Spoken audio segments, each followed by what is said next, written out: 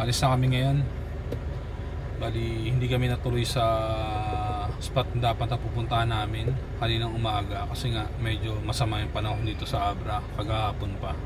Kagabi pa nag-uulan, tas pag kayo ng madaling araw pagagising namin nag-uulan pa rin. So yung pupuntahan namin na dapat na spot na bundok medyo delikado kasi nga puro landslide daw ngayon, motor lang ang pwede. So yun, hanap kami na ibang trip, ibang pupuntahan namin para makapaglagalag. So yung dalawa nag-aayos na rin sa likod, nag-aayos na ng gamit. Naka-prepared na kami lahat, nakapagduto na kami, kompleto na, alis na lang. Yun nga lang, hindi talaga pwede magpunta sa spot na yun kasi nga landslide. So yun, try natin next time kung makapunta tayo ron.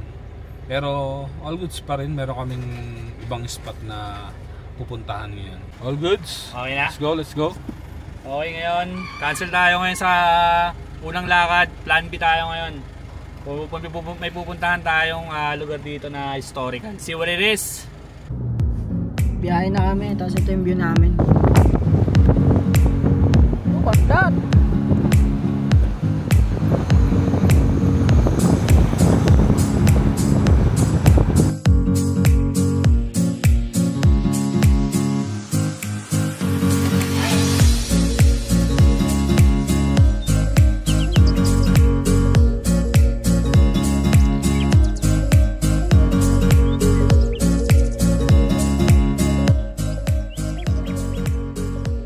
Medyo malapit na kami. Nahihila na ako. Hindi na ako sanay umangkas ah. Grabe kasi yung sigsagan, dalawang araw, puro sigsagan eh no?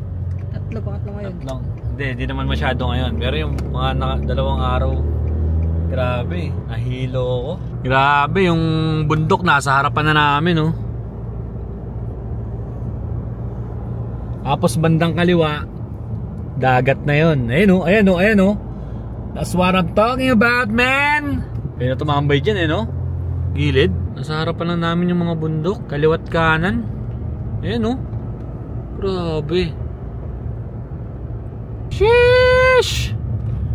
Grabe, ang ganda. Ang ganda ng pagkaka-form niya no.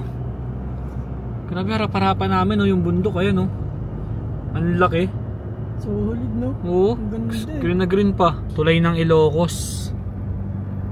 Ayan, may ginagawa pa rin sa kabila oh. Tulay. Ay, dati yan. Okay, yun na yung dating tulay. Ngayon na yung bago. Ilocos na, Ilocos Sur. Nakangiti pa si Jollibee. Na aming resort dito.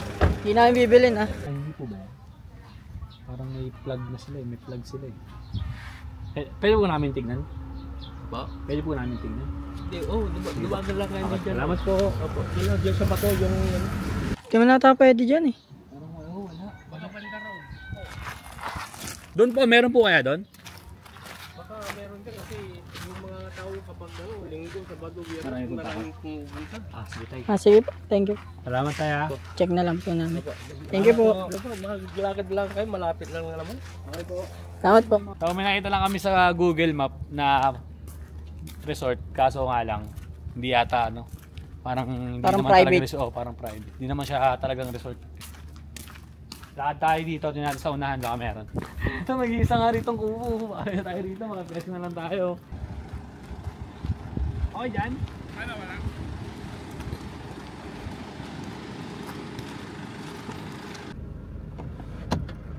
Itong lugar na to, parang ano, parang siyang tourist spot dati, na ngayon abandonado na. Ayun o. Iba yung texture ng ano, buhangin. Nangingisda pala, namimingwit pala siya.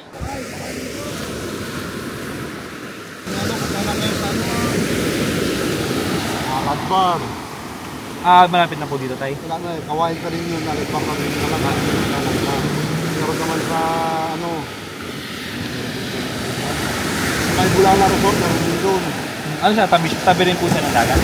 Eh, Okay. Ano ba yung dito ay bakit po parang natulog dito?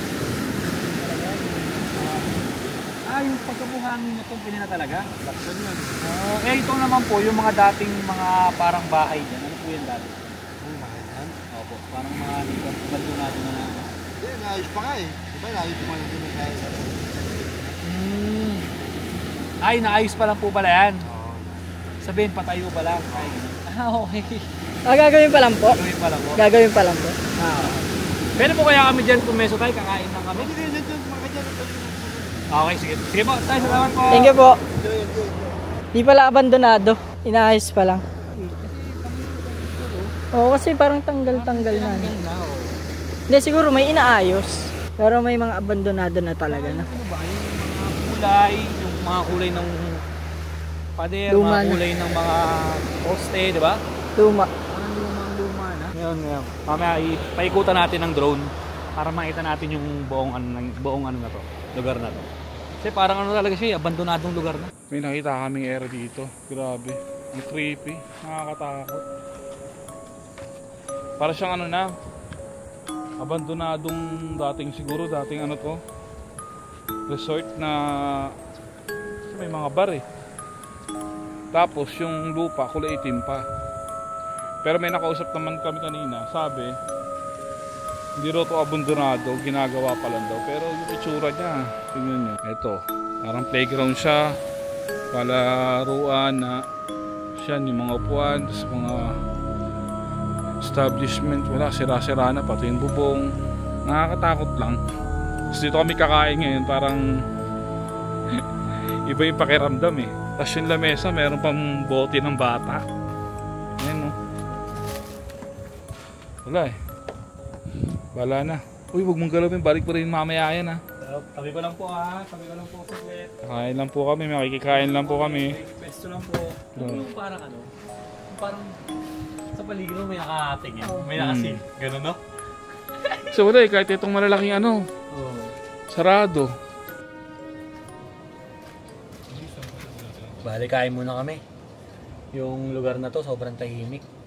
Ang naririnig lang namin dito yung palo ng alon, tas mga ibon, yun lang. Basta, creepy lang.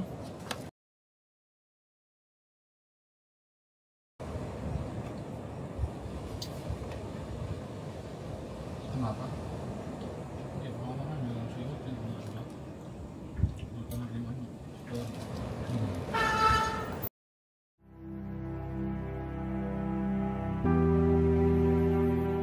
Pagkatapos namin kumain, nakipagkwentuhan na agad ako sa kanila at tinanong ang istorya ng lugar na ito. Binagyo daw pala ang lugar na ito kaya naging abandonado na siya. Dating makulay, masaya at masigla daw dito sa lugar na to. Pinatambayan pa din daw ito ang mga tao kada linggo.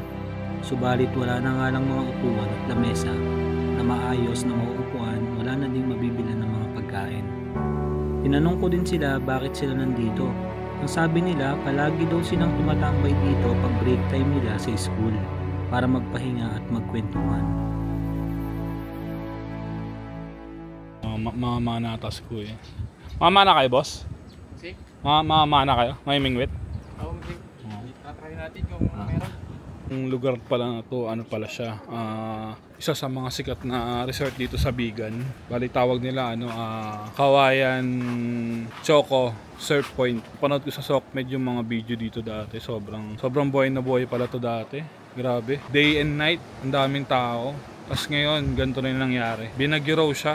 Binagyo kaya ganito yung nangyari. So yun, hindi natin talaga malalaman yung mangyayari sa atin eh. Kaya mas na magkaroon tayo ng opportunity, grab natin kung ang ginagawa natin, maging masaya lang tayo, sulitin natin yung bawat sandali kasi hindi natin alam kung hanggang kailan. Parang ganito, parang tulad nito, yung nangyari dito. Dating sobrang daming tao, maingay, masaya, ngayon wala, tahimik na.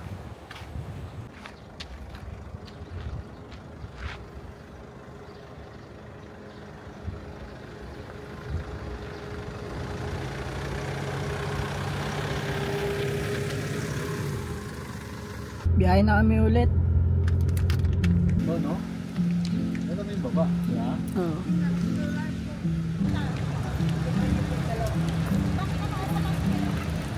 So dito na kami sa Bigan ngayon. Mag-iikot-ikot muna kami. Kasi first time ko lang makapunta dito. Ito, lokal to dito. Ito, tour guide namin ginawa.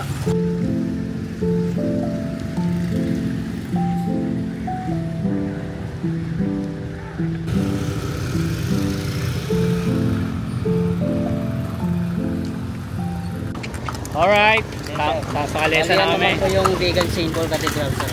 Ano po ulit yun kaya? Vegan St. Paul Cathedral. Yung simbahan po na. Pero parang sarado po siya sir, kuya. Open na yan sir. Doon lang sa pasukan po. Okay. Ito naman po yung dancing fountain sir. 7 yung light sir. Sa may bandang kaliwa namin, dancing fountain daw. 7:30 pa kuya, no? Ano pangalan mo kuya? Jason sir. Kuya Jason, ang ating tour guide ngayon. Ano pangalan ng horsey natin? Kay Jason? Angel sir. Angel, babae. Kaya pala meron siyang ano, may lavender sa ulo. Ayan ang pwesto namin ngayon. Tinutour din ako na ito. Ito ko siya. Ito yung red ribbon sabi ko. Bali yung nasa harapan lang natin sa, yan naman po yung Ilocos Sur Capitol po dito sa Bigan. Okay, so ito daw yung ating Kapitolyo dito sa Ilocos Sur, Bigan. Kaya ano bang ano natin dito? Mga specialty natin, mga tawag ito, longganisa, ano yun? Garlic longganisa, mga ganun. Bagnet sir. Bagnet, the best dito, bagnet. Sa empanada. Empanada. Saan ang pinaka the best kumain ng empanada dito kaya? Sa Casa Jardin sir. Malayo ba dito? Hindi Medyo naman. malayo naman konti pero Saan yung boss? sa Saan pangalan? Casa Jardin po. Carsa Jargel ang pangalan ng ano? Casa Jardin sir. Jargen. Jardin. Jargel. Jardin. Ito naman po yung National Museum sir. Pwede ba video? Pwede ba video? Bali ito daw ang National Museum po. National Museum ng... Yan po yung museum po nila Jose Padre Burgos, yung tatlong pare po sir. Okay. Yung Gomborsa. Tapos yung nasa loob nun po sir, yun naman po yung birthplace po ni ex-president Elpidio Moreno. Ito. Ayan daw sa loob. Dating kulungan po. Okay. Ngayon wala na nakakulong dyan kuya, no? Sir, Kaya na nakakulong. wala na. Ginawa ng museum. Museum na siya. Ilang taon na kayo nagaganito? Ang tawag ito, Kalesa. Ilang taon na kay Jason? 3 taon sir. 3 years na rin, no? Ilang taon na kayo dito? Dito na kayo pinanganak kay Jason? Bali, hindi ako taga-Bigan sir, pero dito lang ako sa labas nila. Sabihin, yung unang-una pa lang talaga, nakita mo na yung old ano nito talaga. Tapos madadaanan natin mamaya yung old houses na lumang bahay na talaga. Sa isang street. Okay. Dito ba yun ano yung ano? Yung alam mo may Maria Clara, kuya? Dito ba ginanap yun? Oo sir. Okay, yung ano, di ba boss, yung pulang araw? Yung ang probinsyano sir. Hindi. Maria Clara, saka yung pulang araw. Alam mo ba yung pulang araw ko yung palabas? Hindi. Yun sir, yung kay Maria Clara lang. yung Maria Clara. Maria Clara lang. Maria Clara kasi halos yun talaga yung ano nila. Dito kami nag-shooting ko. Yung shooting nila. Ikaw yung kabayo boss. Pwede Umulan na mabasa Pag umulan na, wala na. Pag umulan ka Jason, okay lang sa kanya? Okay. Galing niya, no? Marunong din siya talaga umilag sa mga sasakyan. Hindi na lisensya yan. Anong requirements para makapagpatakbo nito? Bali- Tulad sa motor, kailangan mo ng lisensya. Ito, anong kailangan? Papel, gano'n? Kabayo dito. Kutsero license yan. Kailangan mo ng Kutsero license. kutsero license. Okay. Sa government din yun kumukuha. Okay. Tapos yung mga ganito, may mga papeles din yung kalesa natin. Meron sir. Kailangan din talaga, no? Bali naka-permit po to sir. Okay. Bawal kasi ganito kung walang permit. saka may rehistro din yung kakakabahay, diba? Pag napasuna yung rehistro, bayan. Angel, ligo ka muna. Uy, naririnig niya ako. Hindi ko sa umarayan sir, tapos maliligo na naman sa gabi. Okay lang yun. Okay lang. 2 araw sila maliligo. Di ba sa ibang hayop, bawal yung ganun? Bali, pinaligo ko kasi nung umaga to sir. Pinaliguan mo? Tapos uulan na naman. Oo nga, maulan na naman siya. Paano pag malakas ulan? Talagang ano, okay lang, dire-diretso lang. Pag sobrang lakas na? Kung sobrang lakas na sir. Wala na, hindi na ubra. Okay, may ano rin yung ulan sa ano, no? Sa mga tourist, no? So, bale, ayan. Nilibot kami ni Angel, tsaka ni Kuya Jason dito sa, ano? Sa Bigan. Ilang taon na si Angel, Kuya Jason? 10 taon na yan. 10 years? 10 years old na rin pala siya. Ilang years ba ang magre-retire sila sa ganitong trabaho? Meron kasi sa pag-aalaga sa taas yung lakas nila. Pero ilang years ba sila inaabot? 20 mahigit sir. 20 years plus? Tagal din, no? Kasi ito naman yung gawa ng patwa sa yung jar making. Asan? Dito sa atin. Ito yung ano, yung parang puti. Tama ba? Yan. Ganda yung mga puti. Lapit ni Kuya Jason dito, meron siyang ano, tawag yan, lona ba yan? Tama ba? Lona, no? Pangano lang. Kuya Jason, no? Pang ano, harang sa, ano, no? Saan yan? Dito? Eh, paano ka makakita? Kaya yan, sir. Pag ganun? Pag ganun? Bali, hindi naman masyado yun. Okay. Bale yan, siseta muna ni Kuya Jason yung lona kasi ang lakas ng ulan, umahanggi sa amin, nababasa na kami, baka maligo kami na wala sa oras. Bale, ito ang kaganapan namin ngayon. Taklob na taklob kami. Gawa ng malakas ng ulan. Inulan na kami. Ayan, sa harapan namin, meron ng DIY ni Kuya Jason na lona. Habang si Angel naliligo, kami safety. Hello! Ligo na sila. Calle Crisologo. Bali ito na yung Calle Crisologo, isang diretso na to. Anong history nito, Kuya Jason? Paano naman, pabanggit? Ba ano? Yung pinakaluma nito sa mga... Pinakalumang? Ano daw, no? Mahigit isang gano'n na taon na to, sir. Oh, gano'n na, no? Gano'n nakatanda. Pero yun nila, no? Parang renovate na nila, no? Siyempre para maano pa rin yung Para ma-preserve pa rin nila yung yung lugar. kahit baguhin yung niyan, sir. Pero yung loob niya halos iniba na, no? Kasi talagang na eh. Pag pumunta ka lang sa loob, pag pumunta ka din sa taas, bumalik ka. Ano. Oo, gano'n na, no? Gano'n nakatanda. Pero yung nila, no? Pag may-ari nila ang mga Crisologo. Siyempre para Si Crisologo, asawa ni Crisologa. preserve pa rin nila yung yung lugar. Sana lang to dati, dating iskinita lang siya. Pero yung loob niya halos Kinalaki lang Iba na, no? nagkaroon ng gera. Kaya naging kalye. Pag pumunta ka lang sa loob, Tapos yun, si Crisologo unang nakakita. Sabi, Daddy, maling tour guide yung nakuha ko. Yung karo, dati iskita. ngayon walang tao, no? Pero kung di umuulan, Kuya Jason, maraming tao rito, no?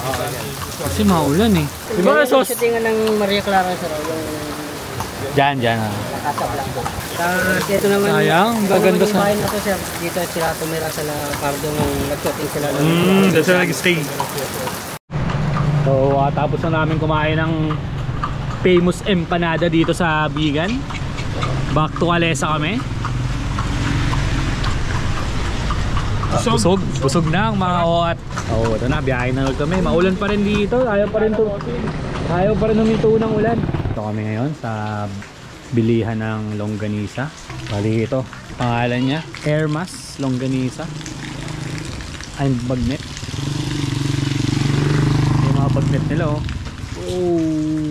Solid, no? Solid. Hasta yun, longganisa na nila ate.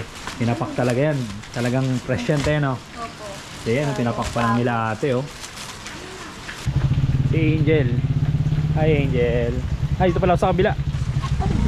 Alright, let's go. Alright, pasok. Maluwag. pamalakad. Ang kasama na nilalakaran natin, nasa gitna tayo ng Historical place. Dito na tayo sa gilid. Bali pa uwi na kami. Medyo hindi maganda yung panahon dito kaya hindi kami masyado nakapaglakad-lakad. Pero oks lang din kasi nilibot naman kami ng Calesa eh. Ngayon pabalik na kami ngayon sa Abra. Tapos na kami dito magagabi na rin eh. Para hindi kami masyado ubutan ng dilim.